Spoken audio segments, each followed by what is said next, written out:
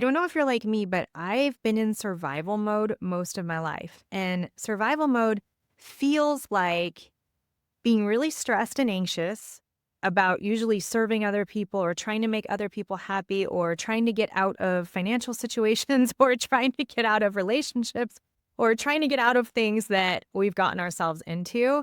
And sometimes we don't even realize that we're stuck. But one of the things I've noticed lately is now that I'm out and I'm on the other side, I'm actually excited about decorating my house. My whole life, I've always been so stressed and busy that I wanted to have a nice house, but it was never a priority for me.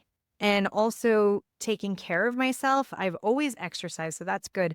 But taking care of my health was never a priority. I was always just in this survival mode and just trying to make everything work and everything happen. And also recently, I've gotten excited about actually dressing myself. So usually you just see the top and I'm in like pajama bottoms, but today I'm, fully dressed and I'm having fun in my closet because over the years I've gone through spurts of getting excited about trying to wear something nice. And I'm like, wow, so this is what it's like to just be living. And I've been playing the Dolly Parton song, Gotta Get to Living, Loving, Giving, whatever the words are. And I'm like, huh. And I'm in the phase of my cycle where I'm not supposed to be like all excited and happy. I'm supposed to be down, but I'm excited. I'm happy. I'm organizing. I'm like, wow, this is what it feels like to be grounded and to be present. And so let's talk about some of the signs and let's talk about how to get out of it. And I am so passionate about helping you get out of this if this is where you're at, because it's literally taken me till I'm 41 years old. And I would like for you to have it much sooner. If you're older than me, let's get it for you now. Let's not waste another minute. But some of the key symptoms are chronic fatigue and sleep disturbances, feeling exhausted even after rest. I remember just always being tired, nonstop. Part of it was my diet, but also when we're chronically stressed, it can make us tired. It can make us hurt our immune system, all kinds of things. Another one is overwhelm and irritability. Small tasks feel insurmountable. I just have to laugh at myself, but I just moved. And back in the day, I used to have my assistant take care of transferring all my utilities because admin tasks felt impossible to me. I would always push towards really big things in my business, but these little things just felt insurmountable. And also organizing, and I've made videos about how overwhelmed I felt trying to downsize and organize my house and all the things. And then irritability is another thing, like snapping at others.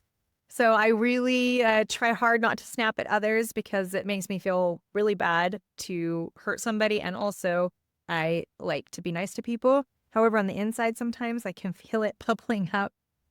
And lately, I've just been so much more chill. And then anxiety and hypervigilance. So racing thoughts, fixation on worst case scenarios, constant alertness.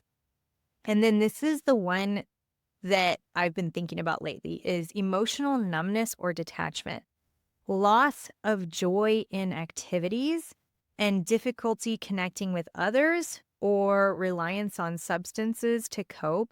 And so for me, it was this loss of joy in activities. I would watch my brothers, they're so awesome, and they would play and they would have fun, even as adults. We own gyms together. And I could not partake. Even if I would try to have fun with them and I wanted to have fun with them, the joy wasn't there. And it's because I was in this survival mode. And I would just look at people who were really enjoying things like hobbies. And I was like, man, I wish that I could do it. And truly, the one thing that I looked forward to was eating while watching Netflix, which really is bad when you're someone like me who has struggled with weight loss your whole life. I wonder why. And lately, things have just been so enjoyable. It was enjoyable to move my house. What? Moving was enjoyable? It's been enjoyable to, like, this time around, clean out my closet. Before, I would force myself to do it. and I would have a really, really hard time getting up the motivation to go and do these things. And now I've just been super motivated. And then cognitive struggles like memory lapses, indecision, trouble focusing. And then there could be headaches, muscle tension, digestive issues, or changes in appetite. And so here's how we get out. So for me, I really needed to get a handle on my finances. And that was the biggest thing. Like we were poor growing up. I've either been rich or completely spent all of my money on my businesses. Like I've always been an entrepreneur. I've never had anyone but myself to lean on as far as entrepreneurship goes and finances go. And I like it. I like that. But also, I would just get into these really tough financial places, and that chronic stress would just get me. And the first thing I needed to do was take control of my finances. And I did that. And I feel very financially free. And I'm so thankful. And I think that allowed me to work on these other things, because if I was trying to work on these other things without having my finances set, that would feel impossible. And even saying that, the basic self-care, if we don't have the basic self-care figured out, then whatever we work on, finances, it doesn't matter. It's going to be really, really hard. So sleeping, just trying to eat enough. And even if all you can do is take a walk, just getting some kind of movement every day. And then mindfulness. I've been trying to practice mindfulness for quite a few years now. And I think what mindfulness has done is give me the space and the clarity to make good decisions. And it's helped me to become an observer of my life. So backtracking, the mindfulness and taking care of myself allowed me to start making smart financial decisions. So finances, they were the first thing. But anyways, it's the mindfulness and the nutrition and the movement and the sleep that really helped me get into the place to be able to take care of my finances. Guess what I'm trying to say is it kind of does all need to happen at once. And when we're in the depths of despair and we're trying to figure our way out, it's really hard. It's like, what do we do first? I don't know. 60 seconds of mindfulness maybe every day is a good first start. And then just trying to sleep. And I would never say to go on a diet and restrict, but just try to get the foods you need, like your vegetables and your water and your protein. Get those things and your fruits. And then whatever happens after that, let it. So once our finances are in order and once we're prioritizing basic self-care, the next thing is reducing overwhelm and simplifying decisions and just saying no to things. And I mean, that could be another first thing. All of these just feel like the thing we need to do first, but you pick one. And now that I'm thinking back, I guess I did say no to a lot of things. And that's so important, because if we don't say no to things, then we're not going to have the time to do all of this. But even as far as simplifying decisions, I made lists of the things I need to pack every time I do X. So every time I go to California and drive there, every time I fly somewhere, every time I take a business trip, I have a pre-made list. That has been so awesome to have. And then setting boundaries, like we just talked about, politely declining non-essential tasks and limiting exposure to stressors.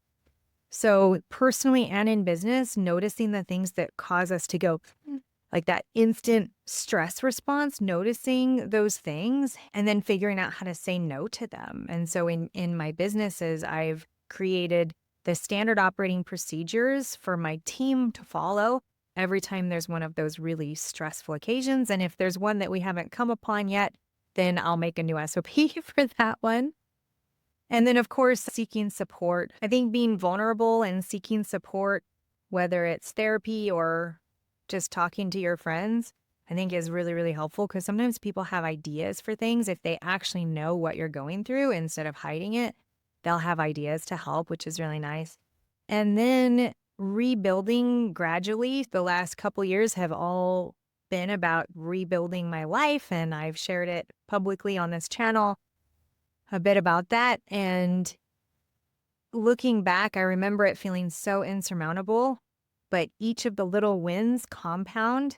And it's really important to write down what we're doing and celebrate the progress, because if we don't celebrate our progress, we're not going to stay motivated.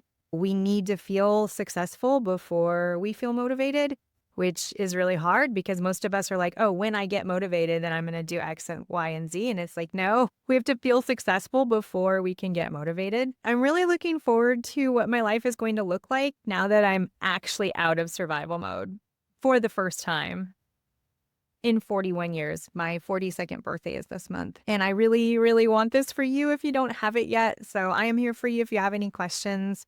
I love reading all the comments. And if you liked this video, I will post another one here for you to watch. Bye. Like, subscribe, all the things if it feels good.